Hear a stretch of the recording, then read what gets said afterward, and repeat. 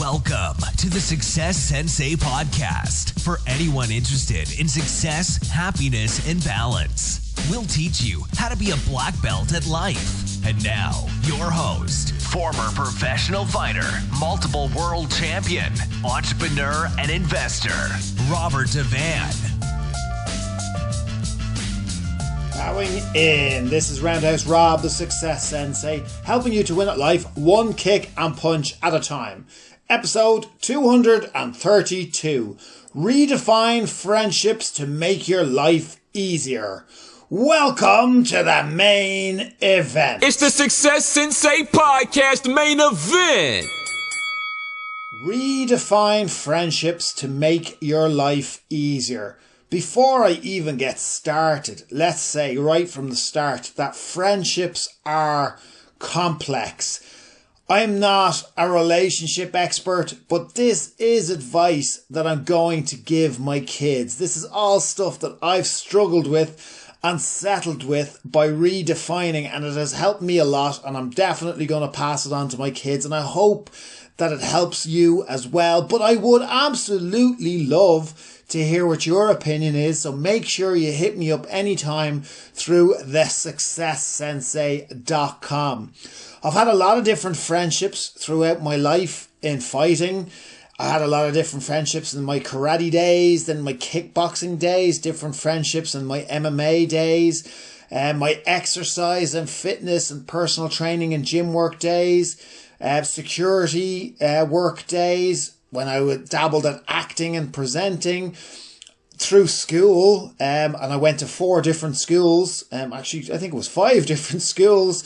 So I had lots of different types of school friends, and the friendships that you have as a teenager, as well as those that you have when you're single and those that you have when you're in relationships. I've had a lot of different friendships, as I'm sure you've had as well. And it's something that I've thought about a lot throughout my life. So let's get started about friendships in general. There is too much emphasis on the perfect friendship. Maybe you're putting too much pressure on yourself. I know I certainly did. Maybe it's from Hollywood. Maybe it's from all those movies that we see, those best buddy comedy movies.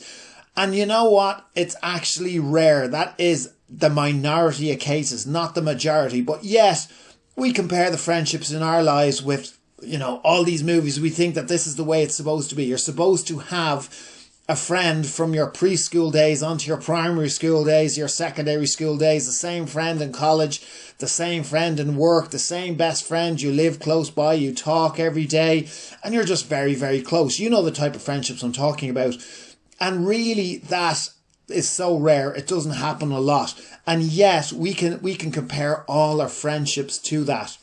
And it puts you under a lot of pressure.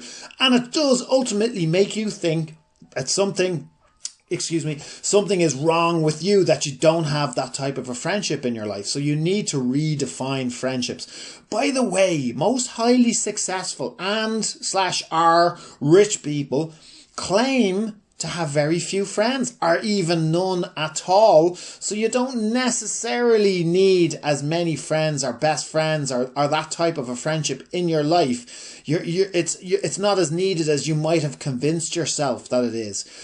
It's bad to have an over-reliance on others. Yes, ask the opinion of others, but do keep your own counsel, because the advice that you get from friends might suit their own agenda, or it might just simply because of their limited life experience. It's very common for them to tell you not to try something and to stay safe. They might mean well, but it ultimately can hold you back, and it can prevent change. You will have different friends, as I mentioned earlier, when you're single. And obviously then when you're not single, you may not still be able to have those friends, or those friendships may have to change. You might also, if you're lucky enough to be able to identify competitive or resentful friends, or frenemies as they can be called, but often it's hard to identify them in your own life. It's funny because my wife was able to identify a couple in my life, and I was able to identify a couple in her life. And yet we weren't able to identify them in our own lives. So sometimes you can't see the competitive streak or the resentful streak in others. It's not in everybody, obviously, but if we're trying to attain healthy friendships, we absolutely need to avoid all the negative friendships, and especially if the signs aren't that obvious. Friendships take a lot of work. That might sound obvious, but do you have the time, the energy, the mindset, and the commitment to develop a best friend or a close friendship? And do they also have all of those things? And it's actually rare for two people to have it. You know, I was talking to a friend of mine today, a male friend, and he was saying, you know, basically that he has plenty of working friends, as a lot of men can have, and women too, but men talk about this a lot. They have a lot of friends who they are people that they work with, that are friends within a work setting, or people that they, you know, exercise with, or they know from a particular activity, but without that working environment or without that activity, they don't think that these people would be friends. So this is why you need to redefine friendship. That's still a friend. You know, generally there is some type of a motive when two people are friends. So from a working point of view, yeah, it is a financial motive. From a business point of view, from an exercising point of view, you have a common goal or a common interest. It's not necessarily a bad thing, and it doesn't mean that you dismiss those friendships. They are still valid friendships. But yes, there is a motive. But you know what? In all friendships, there's a motive. The motive could be companionship. That's still a motive. It could be because people are lonely or they're just seeking interaction. That's still a motive. It might be a different one from the working environment or from the hobby environment, but it's still a motive. And another drawback I would say about various men that have said to me that they only have friendships within a working environment, an exercise environment or a hobby environment, is that they feel that these people wouldn't be there for them if they asked for help. But at the same time, they make sure to point out that they would never ask them for help anyway. So they don't give them the opportunity of, I suppose, fulfilling a relationship outside of those environments. So if you're doing that, you know, and you're not asking for help or you're not including people in outside of those environments, then, you know, it's nobody's fault. They are still valid friendships, regardless of the environment or regardless of the motive. I think that makes it a hell of a lot easier for your friendships to sit a little bit better in your own mind if you realize that all friendships are valid. True friends, by the way, do dip in and out of each other's lives without holding it against the other person. Now, again, you know, that's not every relationship, not every friendship is like that. So a close relationship, true friendship, very close relationship, you're able to dip in and out of people's lives without that type of resentment for not being in touch. But saying that, it is amazing how time does just carry on, and next thing it's a year, you haven't spoken, 5 years, 10 years, 20 years, but hopefully if they're a good friend, they won't hold that against you. I've made 3 simple points to kind of summarize what we're talking about.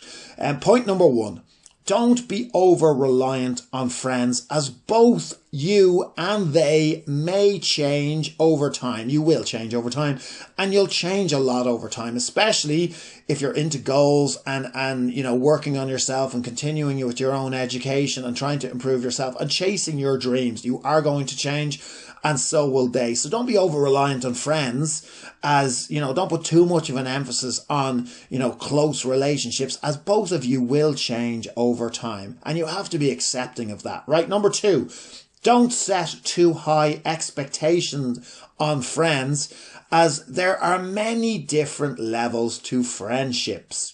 So don't set too high expectations on friends, as there are many different levels to friendships. As I said earlier, you have your friends at work, you have your friends, you know, in your hobby and your activity or in your education. You're going to have different friends. Maybe you'll include them in your life outside of those environments. Maybe you won't. There's so many different levels to friendship. Don't be defining all friendships as having to be the same. And don't set too high expectations on your friends, because you're setting yourself up to be disappointed. You're setting yourself up for failure, and you're setting up a lot of self-doubt in your future, wondering why you're not good enough to have that type of a friendship, wondering what's wrong with you, wondering why these close friendships that you see in the movies aren't in your life right now, are never, or maybe they just won't be, because, you know, as I said, it's very, very rare to have that type of a friendship. You're very lucky if you do have it.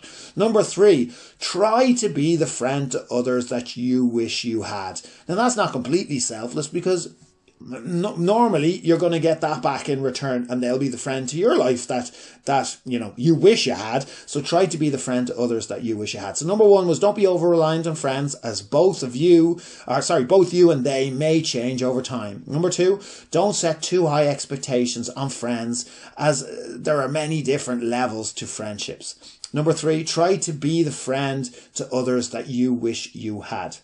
And I wish I had written used my handwriting a little bit better, because it was actually very hard to read my notes that time.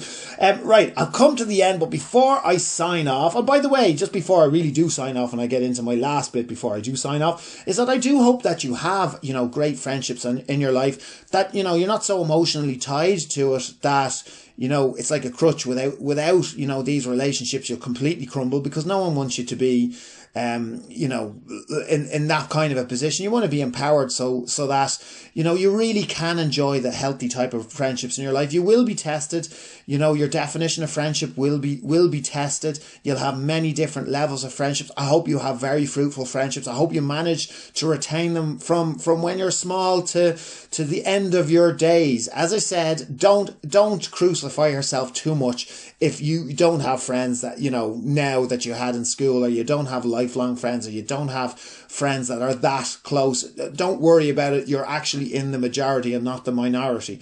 Now, I haven't tried to sell you anything ever during any of these 232 episodes. I have no product that I'm trying to pass off or sell. I'm not even asking for a Patreon contribution. So all I'm asking is that if you enjoy the podcast, if you've enjoyed this episode or any other episodes, that you forward it to just one friend, and that you leave a review. A 5-star or not, 5-star obviously will be great, but that you leave a review. So if you could possibly just forward to just one friend and leave a review, that would be absolutely excellent, and it will help grow the Success Sensei podcast. So for now, thank you for listening. I'm Roundhouse Rob, the Success Sensei. Life is a fight you can enjoy and win. Bowing out. This has been the Success Sensei, fighting the winning fight. So add us, subscribe, like, and comment. Keep those hands up and keep moving forward.